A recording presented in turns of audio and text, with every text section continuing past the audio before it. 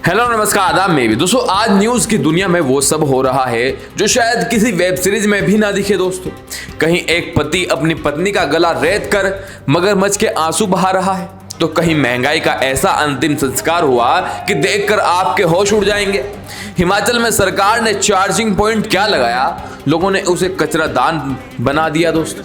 और सुनिए, बंगाल में इलेक्शन कमीशन ने 6 अफसरों को सस्पेंड कर दिया है क्योंकि स्ट्रॉन्ग रूम के ताले 10 बार खुले हैं। आज की खबरों में सस्पेंस है, ड्रामा है और महंगाई की वो मार है जिसे इन्फ्लुएंसर से हजम कराने की कोशिश की जा रही है सरकार की तरफ से। तो चलिए शुरू करते हैं आज का न्यूज बुलेटिन। सरकार ने मनाली के मॉल रोड पर बढ़िया सा पब्लिक चार्जिंग स्टेशन लगाया ताकि आप पहाड़ों में अपनी रील बनाने के लिए फोन चार्ज कर सकें। लेकिन हमने क्या किया, फोन की जगह वहां खाली बोतलें, चिप्स के पैकेट और झूठी प्लेटें चार्ज करनी शुरू कर दी। मतलब हद है। स्वच्छ भारत अभियान चिल्लाते रहो, लेकिन जब तक हमारे अंदर का कचरा साफ नहीं होगा ये देश नहीं बदलेगा। लोग कह रहे हैं कि अब डस्टबिन पास में होने के बाद भी ये हाल है तो भाई डंडा ही एकमात्र इलाज है। अब चलते हैं सीधे पश्चिम बंगाल, जहां चुनाव खत्म होने के बाद भी खेला खत्म नहीं हो रहा है दोस्तों। बीजेपी ने आरोप लगाया कि भैया ईवीएम वाला स्ट्रॉन्ग रूम 1-2 बार नहीं पूरे 10 बार खोला गया। अब इलेक्शन कमीशन ने भी मान लिया कि दाल में कुछ काला है और तुरंत 6 अधिकारियों को सस्पेंड कर दिया गया है। लोकतंत्र है या ताश का पत्ता, कोई भी आकर फेंट दे रहा है दोस्तों। अब इसी वजह से फलता विधानसभा सीट पर दोबारा चुनाव होंगे 21 मई को। मतलब जनता फिर से लाइन में लगेगी क्योंकि अफसरों को ताला चाबी का खेल पसंद आ गया था। उत्तर प्रदेश वालों तैयार हो जाओ, अब आपकी गिनती सिर्फ इंसानों में नहीं बल्कि जाति के हिसाब से भी होगी।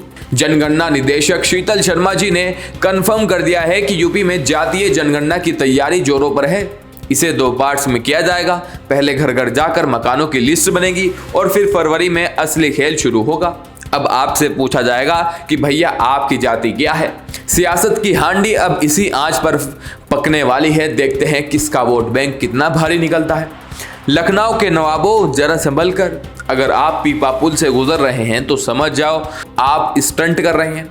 लकड़ी के फट्टे सड़ चुके हैं, बड़े बड़े छेद हैं जिनसे नीचे पानी दिखता है और लोग उसी पर स्कूटी दौड़ा रहे हैं दोस्तों। नगर निगम शायद तब जागेगा जब कोई बड़ा हादसा हो जाएगा। लोग कह रहे हैं कि क्या आम आदमी की जान की कोई कीमत नहीं है। सच में ये पुल नहीं, साक्षात यमराज का शॉर्टकट लग रहा है दोस्तों। मेरठ से एक दिल दहला देने वाली खबर आई है। 27 साल की कौसर खातून का उसके घर में गला रेत कर मर्डर कर दिया गया।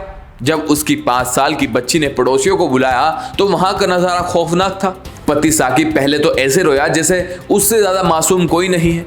बोला कि मैं तो बाजार गया था, लेकिन पुलिस की पूछताछ में उसकी कहानी ताश के महल की तरह ढह गई।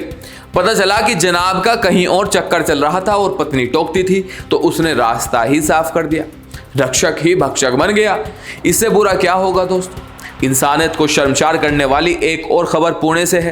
एक 65 साल के बुजुर्ग ने, जिसे दुनिया दादा या नाना कहती थी, उसने 4 साल की मासूम के साथ दरिंदगी की और उसकी जान ले ली।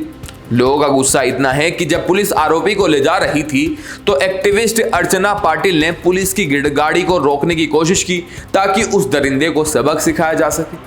ऐसे मामलों में जब तक ऑन द स्पॉट इंसाफ की बात नहीं होगी, समाज का डर खत्म नहीं होगा दोस्तों।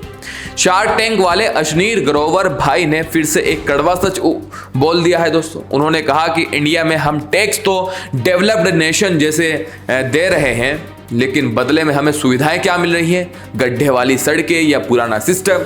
टैक्स रेट और पब्लिक सर्विस के बीच का ये गैप अब बहस का मुद्दा बन गया है दोस्तों। मतलब पैसा प्रीमियम वाला कट रहा है और सर्विस जनरल डिब्बे वाली मिल रही है। राजस्थान के पाली में जो हुआ वो देखकर आप दंग रह जाएंगे।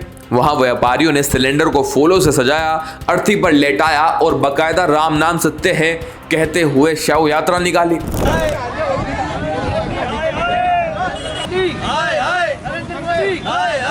ये कोई मजाक नहीं बल्कि सरकार के खिलाफ गुस्सा है। 1 मई को कमर्शियल सिलेंडर के दाम सीधा 993 रुपये बढ़ गए, यानी अब ये 3000 रुपये पार पहुंच गया है। व्यापारियों का कहना है कि बंगाल चुनाव के नतीजे आते ही महंगाई का अंतिम संस्कार आम आदमी की कमर तोड़ रहा है। अब भाई हलवाई का गैस महंगा होगा तो समोसा तो महंगा होगा ही ना। अगली खबर किसी फिल्मी सीन से कम नहीं है। राज्यसभा सांसद संदीप पाठक, जो हाल ही में आप छोड़कर बीजेपी में शामिल हुए थे, उन पर करप्शन और एक महिला के साथ बदसलूकी के गंभीर आरोप है। जब पुलिस उनके दिल्ली वाले घर पहुंची तो जनाब पिछले दरवाजे से ऐसे गायब हुए कि लोग उन्हें मिल्खा सिंह बुलाने लगे। दोस्तों, बीजेपी इसे राजनीतिक बदला बता रही है, लेकिन सवाल यह है कि अगर दामन साफ है तो फिर ये दौड़ क्यों? दोस्तों, सोशल मीडिया पर आप जो देखते हैं उस पर आंख मूंद कर भरोसा मत करना। एक इन्फ्लुएंसर ने सोशल मीडिया पर पोल खोल दी। उन्होंने बताया कि उन्हें एक एजेंसी ने अप्रोच किया था और काम क्या था, बस एक वीडियो बनाना जिसमें यह कहा जाए कि इंडिया में गैस के दाम बाकी दुनिया से फिर भी कम है।